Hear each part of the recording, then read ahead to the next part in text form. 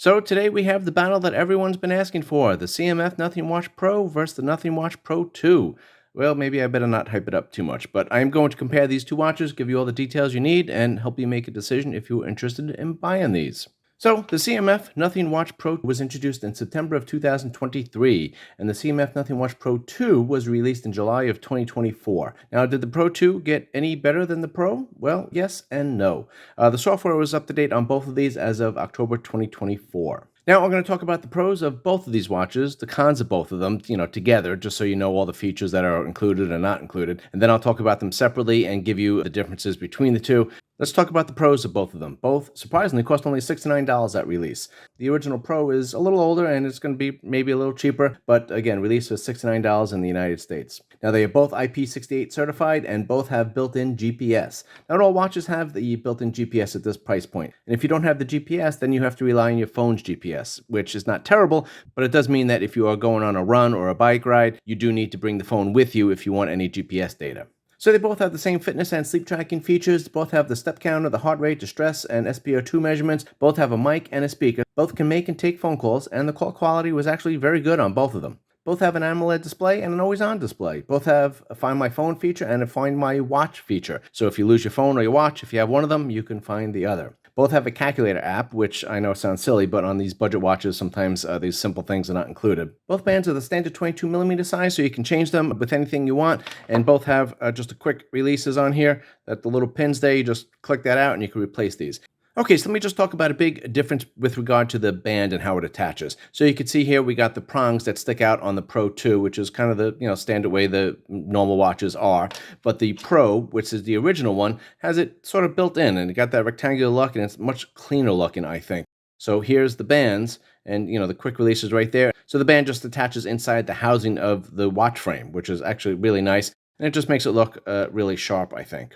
So again, standard look right here with the prongs that stick out, but again, I think the original one looks a little nicer, and you got the quick pin release right here on both sides, and very easy to change this with any standard 22mm band. So that's actually really nice. There's no proprietary bands on these. And thanks to a software update, you can now sync your fitness data with Google Health and Strava apps, and both work with Android and Apple phones. Okay, so obviously at budget watches, we're going to have some cons, right? So let's talk about them. Well, the fitness and the sleep tracking measurements were not very consistent, and they usually weren't that accurate. So the sleep tracking was fair. The times and the sleep stages didn't really correlate well with my other watches, but it gave you some data for maybe some big picture behavioral changes you might be making to try to get better sleep. But, night to night, again, the consistency wasn't as good as other watches. The heart rate also wasn't very consistent, and it was okay once you got up to your range. But when you start your exercise and your heart rate is, ramping up, it took a long time for both watches to catch up to what your rate actually was. Once it got to the rate, and if your rate was kind of steady, then it did keep pace pretty well. But for interval training, you're going to lose all the ups and downs with the heart rate, and again, the startup on the exercising and the cool off period, you're going to miss all those quick heart rate changes. It's just not, the watch just doesn't keep up with it for some reason. Once you get into your exercise zone and the heart rate does catch up, then it is fairly accurate. So this is not really for serious athletes, but for general fitness, I think it's probably okay. Now, I did have a full-length video on both of these watches. I'll leave them in the description. And in those videos, I did talk about the accuracy of the step counter, which was terrible. At the end of the day, just inconsistent with each other and inconsistent with the watches I was using, whether it was on the left wrist, right wrist, it didn't matter. The step counter was just very inconsistent. But if you picked your exercise and you told the watch, I'm going for a walk or a run or so, then the step counter was actually very accurate. Again, the end of the day daily tallies were just not very good on these. I'm not sure why the step counter was just so off. And there doesn't appear to be a software update that has fixed that. I did test these recently just to make sure that nothing changed, and they're still very inaccurate with that. You get the same proprietary software with these. There's no third-party apps, there's no Google Play, and no Apple Store. So that's not always a con, but you just realize you're getting some basic software on this. There's no ECG, there's no skin temperature monitoring, there's no blood pressure measurements. That's not expected at this price point, but again, just letting you know what you're getting. There is no compass on this, and that's not expected either, but sometimes you do get that with some budget watches. So the screen brightness on both of these is 600 nits, which is fair. It's basically a solid budget range territory. A lot of smartwatches are 1,000 and 2,000 nits of brightness. But the brightness on this was actually very good everywhere inside. Outside, it was okay for the most part, but if you're in direct sunlight, it is very washed out and a little tough to see. But all other situations, I didn't really have an issue with this. And it does feel very bright inside. You do get an AMOLED screen on both of these, but the colors are kind of washed out for an AMOLED screen, I thought. Now the navigation is the same on both of these. So if we swipe down, we're going to get into our quick toggles here. This is all the quick toggles you get. There's none other to the, if you swipe to the side, so you only get 6 there. Then if you swipe up, you're going to get your notifications. Then if you swipe over this way, we get into our widgets, and they just go across until the endless stream until you get back to your clock. And again, same thing here and back to your clock. If you go to the right, you just get the widgets in the other order, so very similar thing there. With the button, if you are off the home screen and hit the button, you go back to the home screen. Now, if you're on the home screen and you open it up, then you get into your apps. And I'll go into the differences here in a minute. So I'll just show you what's available real quick on the apps. I'll just scroll through these. And then we're going to go through these guys here, same thing. This one has a few more apps, as you could probably tell, but again, I'll go over the difference in just a minute. And that's that. Okay, so what is different on these? Well, let's start with the original CMF Nothing Watch Pro here. It has a 1.96 rectangular screen, which is different than the Pro 2, obviously, which has the circular screen. And the screen is pretty large here, but you could also see pretty chunky bezels. With this watch face, you can see those pretty well there. Now, if you change the watch face, then it's not as noticeable. Really, with anything else, you don't notice the bezels that bad. Now, it does have a 340 milliamp hour battery, and it's supposed to last 30 days, but I usually get about 9 to 10 days on that with typical usage. In my original review, I complained about the frequent Bluetooth disconnections with my phone, and that was when they're right next to each other. It was once or twice a day it would lose connection, and then I wouldn't even get notified, and then basically I'm expecting to get notifications on my watch and wondering why I'm not getting any, and then realize I missed a bunch because it wasn't connected. So that seemed to have been fixed with the software update. I haven't had any disconnections when I used it again, and also there is a notification, so if you do lose your connection, it will notify you, so at least you're aware of it, and then you could reset it. It's also nice being notified of it, because if you leave your phone somewhere and you got your watch on your wrist still, you realize that you need to go back and get your phone. So that is a nice feature, actually. Let me show you the camera app, which is pretty basic. So it's the camera remote. Just go ahead and hit it. Now you do have this here, that's the shutter button, obviously, and then this is a timer, 2 seconds, 5 seconds, or nothing, and then you just hit the button. But it doesn't do anything unless your phone already is in the photo mode. So if you have your camera on, now you'd hit the button, and it takes the picture. So you could see, it just took a picture there. Not super helpful, but, might be nice in those certain situations where you're trying to take a picture of a bunch of people. You could have your phone propped up somewhere and then hit the button when you're ready on your wrist. And also you got the timer in there. So it does give you a little extra feature. Let me just show you the Find My Phone, which the Find My Phone didn't work at all in my original review, but a software update seems to have fixed that, and now it does work. Find that, so I get the bottom. Find My Phone. So if you hit it this, and there it goes. So again, it works perfect now. So in my original review, I said the voice assistant was just stupid on this watch, and it still is. So let me show you why. And this wasn't improved at all with any software updates. So if you have the voice assistant here, and you're going to tap it to wake it, you think you're going to talk into the watch, but no, it just activates it on your phone, which is kind of stupid, right? Because if I have my phone there and I have to look at my phone anyway, I might as well just take out the phone and start it on that. I don't know why I would need to start it on my watch. So that kind of stinks. So a pro that I didn't fully discuss here is that the hardware looks great on this. I mean, this looks wonderful. I mean, it looks way better than a $69 watch should look. Really, the fit and finish on this looks really nice. The button here works perfectly, and it's nice and flush, so you're not going to wrist press that by accident. The con of the button is that you can't customize this at all. So you got, again, the button here that opens up the apps, and if you're off the home screen, it just goes back to the home screen. There is no double press feature on this. And then if you press and hold the button here, it just brings up your power menu, which, you don't always need, because you could just find this in the settings, and you could scroll down to system menu here, and then you'll get the same, features right there. So I wish this button, the double press, was a function, and then you can customize it, or at least let me customize the long press so that I could bring up an app or something like that I would like. So that would be something that would seem to be an easy fix, but they haven't done that yet. A couple more cons on this. Surprisingly, there is no calendar app, and they did not update that with any software update. So just a simple calendar you want to check and schedule an appointment or something like that, you can't do it on this watch. There is no auto dimming feature on this. So basically, you just have this as your toggle brightness. You got 5 choices here, and you just click on it, and it goes through, and then it goes back to the beginning. So an auto brightness would be really nice on this, but it doesn't exist. There is no tap to wake, so if the screen is dark and you can't just tap it to wake it, you have to, raise your wrist to turn it on. That wasn't such a big deal, because raise your wrist to wake up the watch actually works perfect on this. I mean, flawlessly. Never had an issue where I went to look at my watch and it didn't turn on. So that was a big pro on this one. So another con is these widgets. So I can't move these, I can't edit them, I can't delete them or anything on the watch or on the phone app. So that kind of stinks that you can't do anything with that, especially if there's a widget that you're not using and you just can't delete it. So it's always there. The other big negative is that you can't reply to text at all with this. So you can see the text and you don't get a big display on it. You don't get any images or anything like that. So the display notification is not that great. And then you can't do anything with it. You can't, there's not even a quick reply on here that you could reply back to them and say, I'm busy or I'm in a meeting or anything like that. So basically you could just see the notification, a hint of the notification, is not that much details on it. So most of the time, unless I knew kind of what I was expecting, I had to go to the phone and see what the notification actually was. So again, that's some negatives on this one. Okay, so let's talk about the Nothing Watch Pro 2. Let me show you the difference here. And I put the watch faces on there so you can see the bezel difference. Thinner bezels on here, but you do have a thicker physical bezel. Now this is a 1.32-inch AMOLED screen, and you don't usually see companies change from, a rectangular design to a round design. Now, CMF is selling both of these still, so I think CMF is kind of giving you the decision, and you can pick which design you like best, even though there are some different features between the two. Sometimes it comes down to how it looks. Now, the Pro 2 also does have a 340 milliamp hour battery, and that's also supposed to last 11 days, but, I got about 9 to 10 days on it, which is pretty similar to the original watch. And it kind of makes sense. I mean, the same software, same battery size, you expect kind of the same battery life. Now, the bezel on this is changeable, which is kind of a unique design. So you could just do it here, and you just turn it counterclockwise, and it just lifts off very easily. So I don't know if you can see it here, but there's a little red dot on the top there, and that lines up with the top here. So you have to put it on and turn it clockwise, and that will lock it in.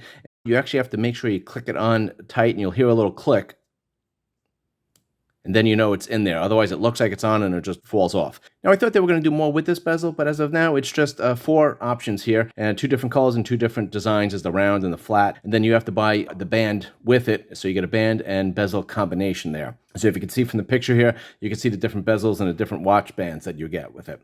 I think they missed the boat here. I think they could have easily made, these bezels probably cost like nothing. They could have made a bunch of different funky colors and sell them in packs of like 4 or 5, and then you could buy them for a cheap amount, and then you could change these bezels if you're going out, just a funky different color, or you could have it just match your outfit or your other jewelry or something like that. But they haven't done that as of yet, so I thought they might do more with that, and they still might, but as of now, they haven't. So the changeable bezel is really not that big of a feature. So it does have that rotating bezel, and it actually does also function as a button. And this, I believe, is the cheapest watch that has a rotating bezel on it as of now. And it does work perfectly. It's good haptic feedback. It's nice and smooth. You can rotate this very easily and go through everything. You can do it fast. You could use it with the 2 fingers, 1 finger. It works great. Okay, some other improvements on the Pro 2 is that with the software update, they added an always-on display that can match your watch face now. Let me just show you the always-on display. So let's get into display here. And always-on watch faces. So you can use the matching always-on display for your watch face. So whatever the watch face is, it will just kind of dim it out and give you the minimal information on there, but it will match the watch face, which is nice. Or you can use one of the preset displays here. So you can see some limitations to the software. The rotating crown doesn't rotate the always-on display at all, which is kind of weird. So now with the always-on display, this is what your options would be, and you would just pick one of these, and no matter what your watch face is, this is what your always-on screen would be. But now with the software update, your always-on display can match your watch face. So if you really love the watch face, you could have it as an always-on display as well. Now with that software update, they did add ChatGPT features with it, which is your voice assistant, but that's only available if you connect it to a CMF Phone 1 as of now. And the voice assistant is the same as the original Pro, that if you click on it, it basically just directs you to go to your phone. So again, the voice assistant is not very helpful on this at all. So one feature that's worse than the original is that the camera remote does not work at all with my watch. So that's the thing I noticed when I retested both of these watches, is the camera remote doesn't work on my watch right now. That might be something that they fix, but as of now, it doesn't work. Now, some improvements that they added to the Watch Pro 2 is there is a tap to wake now. So when the screen's dead, you could just tap it and turn it on. There's also an auto brightness on here. So if you scroll down, you can see this is where it was on the original Pro. But now if you click on this, you go to the brightness screens here, and then you get to the auto brightness. So, and then you can see it adjust. It does take, like 2 seconds for it to adjust, but it is better than not having it, I think. So let's just leave it on here for now. Another benefit that they added on here is gesture control. So you have 2 gestures. One is where you flick the wrist back like this, and it opens up an app. So I have it set to open up the calculator. And you did see there was a little bit of a delay there, but it still works. And then the other gesture that you can do is if you just shake your hand back and forth like this, I have it set to open up my exercises. So the gestures work perfectly, I thought. And you can pick a whole bunch of apps on here and a whole bunch of different functions for either of these gestures. So that's a very nice customizable thing that you can do with this watch that they added. They also did add auto workout detection, but it only is for 3 exercises: running, walking, and cycling. As I said before, there are several more apps that they added to the Pro 2 that are still not on the Pro. The new apps include a female cycle tracking. Now, it's not based on temperature changes because there is no thermometer on here, but it's just based on calendar days. They added a world clock, a reminder, and a calendar, which was nice. I can't believe the first CMF Watch Pro did not have it, and it still has not added it, which just seems like to be an oversight. They added a quick reply. So now when you do get a text, whereas on the original Pro, you could just see the text and do nothing with it, now you could at least quick reply them, and you could have your canned replies, and you could adjust those and edit them. So let me just show you how to do that. So if you're interested, I did do a full review on the CMF Pro 2 where I show you all the app features and how to find everything. But for now, I'm just going to get into it just to show you what it is. This is the quick replies that are available. And again, you could hit this, and now you could edit if you want. You just type whatever you want there. And then if you want to add a reply, you just go ahead and add it and type whatever you want. Again, 140 characters, so you definitely can get your message across with that. So that's a nice feature that they did add. It makes the watch much more useful. Another big improvement is that you could actually change and edit the widgets, where on the first one, you got what you got, and there was nothing you could do with it. You couldn't delete them, add them, you couldn't do anything with them. But now, these are my 4 widgets that are here. If I scroll across, that's what you'll see. That's what's there. Now, if you just tap one, these are your options. You could obviously, basically this is like 2 parts. And then this one has like 3 parts. And you could delete these and replace them with something. And again, there's a whole bunch of things that you could replace them with. So a lot of different features here that you can change them to. And you can kind of put these together and make your own combination if you want. This is actually a pretty advanced thing for the simple software that you have, that you could really change these widgets. Now, you still can't customize the buttons on here. So basically, the press, if you're on the home, takes you to the app list. And if you are away from it, it just takes you back to the home screen there. And the long press takes you to the power menu. And there is no double press function on here, and you can't modify any of these. So that kind of stinks. But again, with the gesture features, it almost takes the place of it because the gestures worked so well. Again, like 99% of the time, I had no problems doing it. So I thought that was a nice customization that they did add to it. And it does kind of soften the blow of not being able to customize the button at all. Okay, so the big con that in my full review, I went into more detail about how cheap this band feels.